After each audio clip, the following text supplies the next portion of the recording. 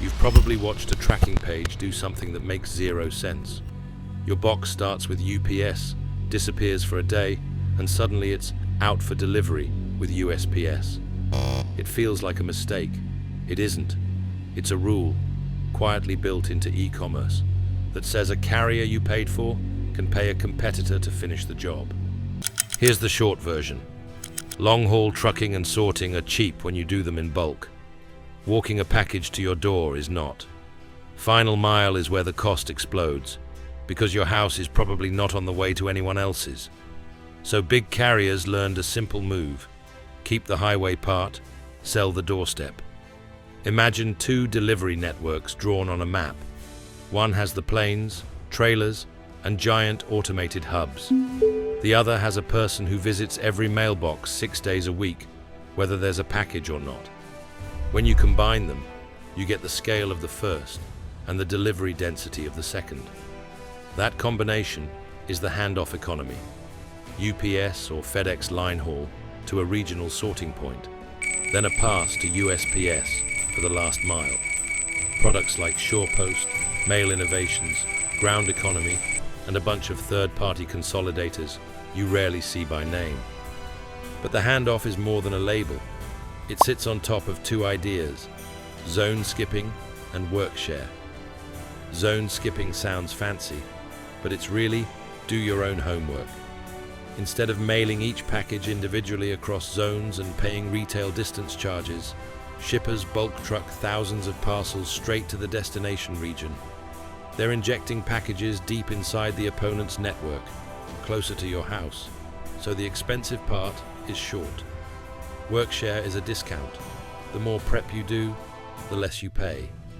If you pre-sort and hand the right bags to the right facility, the postal machines don't have to. That earns a lower rate. It's like assembling your IKEA furniture before the store charges you for a delivery you won't need. Why would carriers help a rival take their glory photo on your porch? Because the porch is where money goes to die. The USPS already walks past almost every address. That universal service is a massive sunk-cost route map. Plugging a package into that map is cheaper than duplicating it. UPS and FedEx keep the profitable middle, the part that scales nicely with trailers and belts, and offload the expensive, slow, human steps piece. And that's why your tracking looks weird. One scan in a private network, a gap, while a trailer of sorted parcels rolls to a postal processing center. Then a burst of USPS scans when it's inducted and sent to your local carrier route. If your seller chose the handoff product, you just bought a two-carrier relay race. It's not a bug, it's the business model. The good news is that this system is usually invisible when everything is calm. The bad news is that it's allergic to surprises. A snowstorm, a flu wave, or a peak season surge can knock timing out of tune. If the trailer arrives after the day's cutoff, that's a whole extra day. If the bag of parcels was missorted, it has to circle back because postal machines don't babysit private handoff errors. Your tracking won't say, "We tried a shortcut and tripped." It'll say, "In transit, arriving later than expected." And then there's the mailbox monopoly. In the US, one operator controls that slot on your door. Private carriers can't legally put packages in it. That means a truck that already rolls past your house may not stop unless it has a package sized and paid for their service. The postal carrier will stop either way.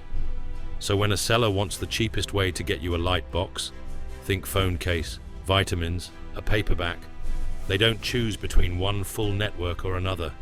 They splice them together and buy the last step from the one that's already there. It isn't just giants doing this. There's a shadow layer of consolidators you almost never hear about. They run cavernous warehouses that suck in parcels from hundreds of small and mid-sized brands. They label, pre-sort, and inject those parcels into postal or regional carriers deep inside destination states. Think of them as freight forwarders for boxes under 5 pounds. They don't own airplanes. They own spreadsheets and dock doors. Their profit is in shaving pennies on every step most people never see. You can actually spot the handoff in the wild. If your tracking mentions final mile carrier, or shows a postal facility scan after a private hub, you're in the relay. If the label says something like UPS Mail Innovations or FedEx Ground Economy, you're in the relay. Sometimes a package will bounce to a regional like on-track or laser ship for the last leg instead of USPS. Same idea, different finish line. Is this worse? Not by default. The handoff rule is the reason $2 add-on items can arrive at all. Without it, final mile would eat the margin on low-value shipments, and half the small stuff you like would silently go pick up only. The system makes e-commerce behave like a giant public transit network.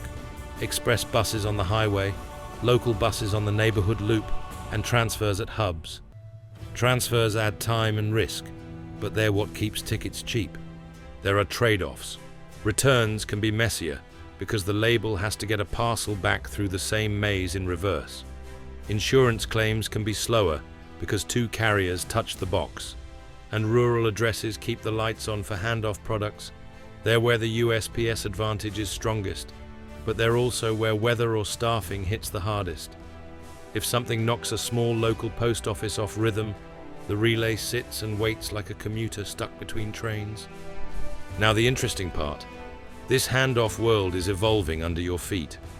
More packages are jumping straight from factories to postal induction points inside the US, skipping domestic sort centers entirely. Battery-powered label printers plus cloud shipping mean a garage brand can pre-sort like a major. Regional carriers are stitching themselves together into quasi-nationals, trading parcels between territories. And software is learning to choose the relay dynamically. Today, the postal last mile is cheapest. Tomorrow, a regional beats it by a day. Next week, a big carrier has capacity and takes the whole thing. The same item from the same store might ride 3 different paths in a month. Your tracking will look chaotic because the routes behind it are changing in real time. So what can you actually do with this knowledge besides stare at a loading spinner?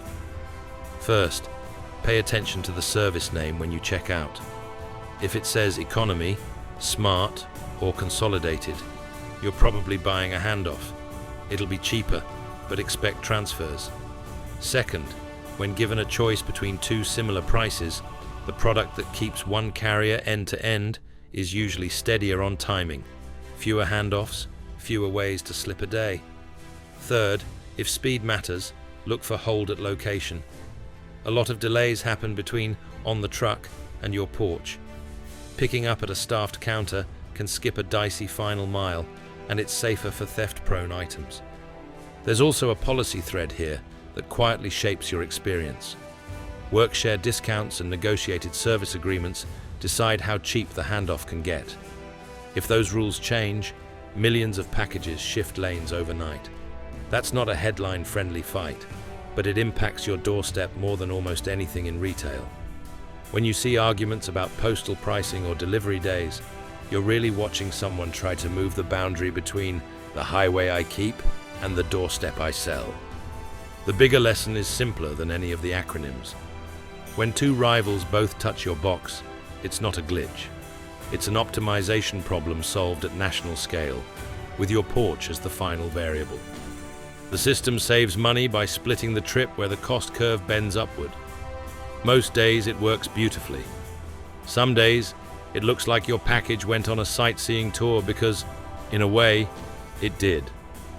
Next time you open tracking and see that strange baton pass, private hub, quiet gap, postal scan, you'll know what you're looking at. Not chaos, a relay, a rule that lets big networks do what they're best at and hand the rest to the carrier who already walks your street. And the moment you see it, a lot of shipping weirdness stops being weird.